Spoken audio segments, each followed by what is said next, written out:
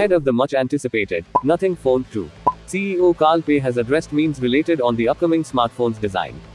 On the microblogging site Twitter, several memes are floating, indicating that the company might not bring anything new to the table in terms of design, but Pei had something different to say about it. After Twitterati ridiculed the upcoming Nothing Phone 2 renders, saying it will look exactly like its predecessor, the CEO responded with a message that suggests the design of the Nothing Phone 2 would be different from the Nothing Phone 1. Pei posted a meme with the caption, "To everyone sending me this, just you wait and see."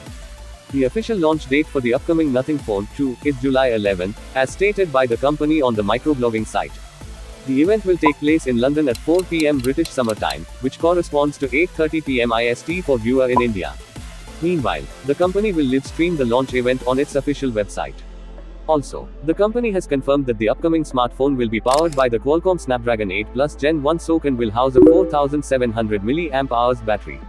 The rest of the details are expected to be unveiled at the launch event. Follow us for more such videos.